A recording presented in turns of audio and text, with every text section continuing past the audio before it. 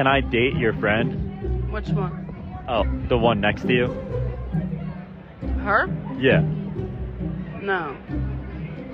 Oh, why? I say yeah.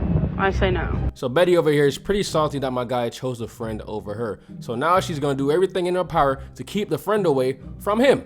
So stay tuned to see what happens next, y'all. Hey, got a text, but I'm busy, bitch. I ain't got the time, ain't no rolling on my wrist. She give me throat first night, now she wanna link. I told her that I'm sorry, I don't do relationships. Yeah!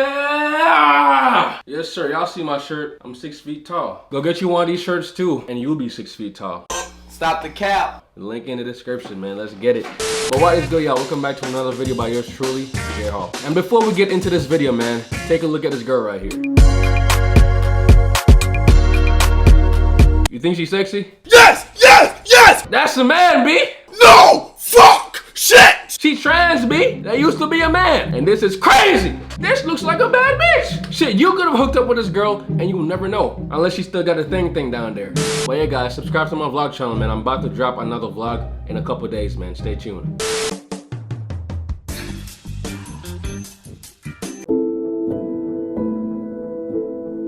This man got that depression riz. That's crazy. So yeah, you got that depression riz and you got the creepy nigga riz right here.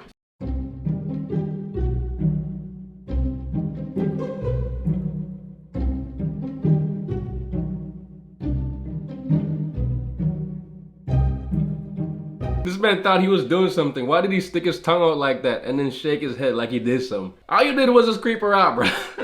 And speaking of creep out, I would have been freaked out if this shit happened to me right here. Y'all can't make this shit up, bro. I just pulled up to the crib, y'all.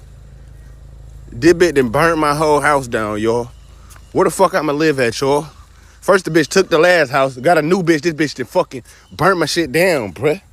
Bruh. Oh my God, bro. This man must have the stroke game on lock. A1, mastery level technique. Imagine how good the stroke game gotta be for a girl to burn your house down, bro. And this man is a fool, bro. Look what he put for the caption. Said, we back together now, though. I'm at her house. Imagine me staying with a woman that burned my house down. Just put the wig and the nose on me right now. Cause I'll be a clown.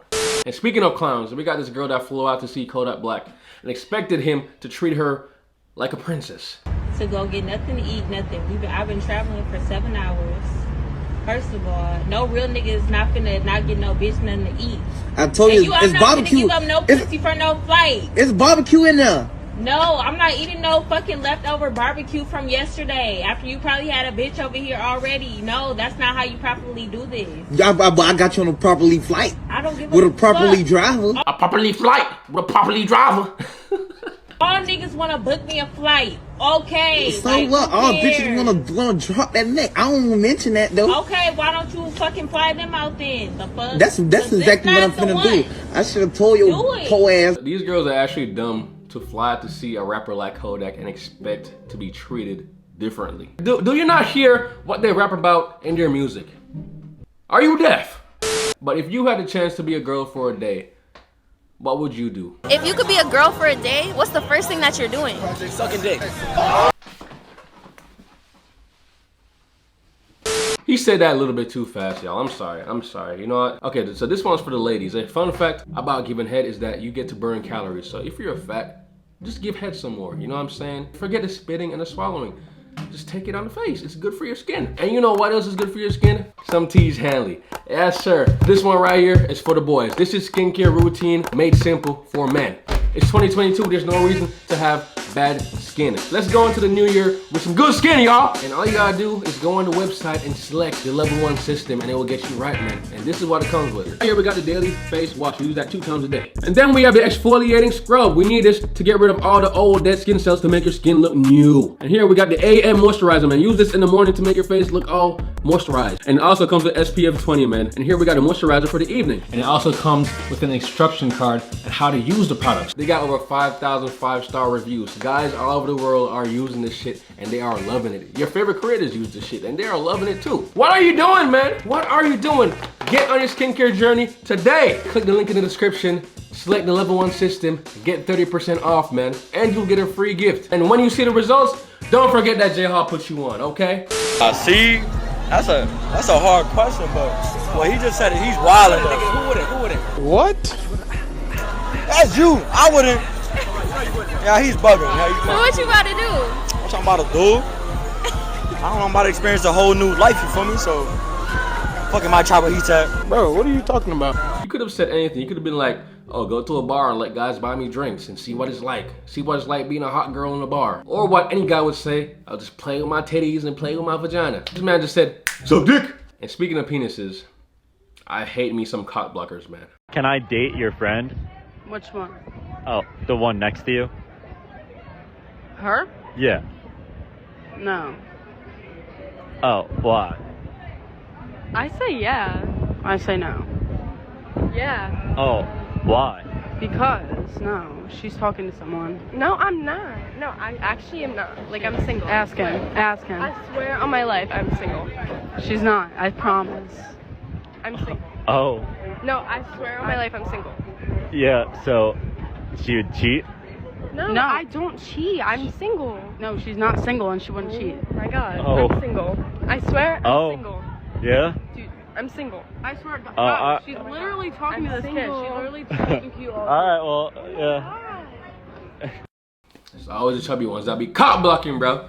The friend had to fight her to push her out the way to talk to the guy. But she's trying so hard to say, no, she doesn't have a man. Oh, she's not gonna cheat. She's not gonna do any of this. Shut the fuck up, Betty! Stay over there! Betty needs to take her problems to the gym and let them all work out. Her friend is with the shits. Stop blocking your friend's blessings, my baby. If a man is ever asking you about your body count, you're talking to the wrong man, and he can get fucked. Like, that's so fucking stupid. Bro, where's she from? Who says that shit anymore? Oh, you can get fucked. I regret being a slut. Haram. I'm grateful for the ability to control my reproductive cycle and make my own money. But that freedom has come at a price. The dark side of the sexual revolution is that even though it liberated women, unyoking sex from the consequences has primarily benefited men. And how is having multiple guys' penises inside of you liberating? What kind of backwards thinking is that? Like, I'm really trying to piece this together. What's the math? And yeah, I don't know what the hell I'm doing. That shit is not mathing, bro. The math is not mathing. It don't add up. Let me be clear. Being a slut and sleeping with a lot of men is not the only behavior I regret. Even more damaging was what I told myself in order to justify the fact that I was disposable to these men. I told myself I didn't care. I didn't care when a man ghosted me. I didn't care when he left in the middle of the night or hinted that he wanted me to leave. The walks of shame, the blackouts, the anxiety. But why I told myself for decades was, I'm not in pain, I'm empowered. I resented the double standard that men could be promiscuous and it would raise their status, and a woman would be slut-shamed for similar behavior.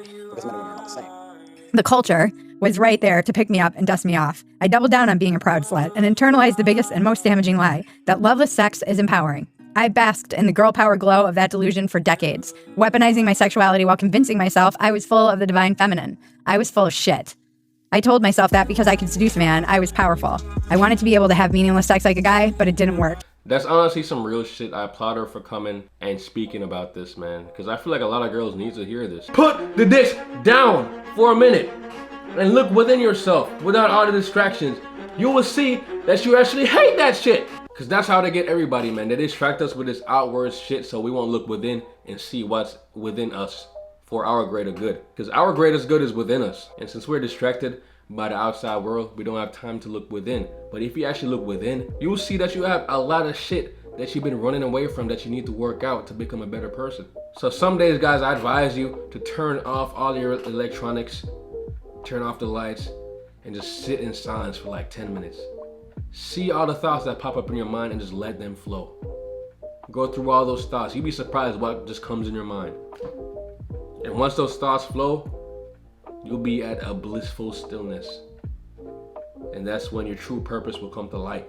I broke up with my fiancée of 4 years after catching her in a huge lie, and she committed unalive because I wouldn't take her back. I need some serious advice as I'm pretty much being cornered by basically everyone, and I really don't know what else to do as my mental state is declining, and I'm left wondering if it's really all my fault. Me and my ex-fiancée had been together for almost 6 years and engaged for 4 out of those 6 years. I was introduced to her by a close friend at a party and we just clicked. She was attractive, had a great personality, and had similar hobbies as me, which made it perfect. Back in April of this year, I started noticing little changes in her. She started wearing more revealing clothes to work, started putting more makeup and etc. TBH, I had no problem with any of that stuff as it's her body. She can wear whatever and put however much makeup she wanted to, but what made things worse for me was when she started coming home late from work, or how instead of spending the weekend off with me, she instead was always going out. I once had asked her why she never invited me to come out with her, to which she replied that it's only girls' night out and that her other friends would not be happy if I tagged along as they were not bringing their own BF with them. It all came crashing down when me and her had a huge fight in June because she decided that instead of going out on a date with me, she told me how she already had made plans with her friends and that it was rude of her to cancel. That was it for me. I blew up at her and we had a huge fight, which resulted in her packing her bags and leaving.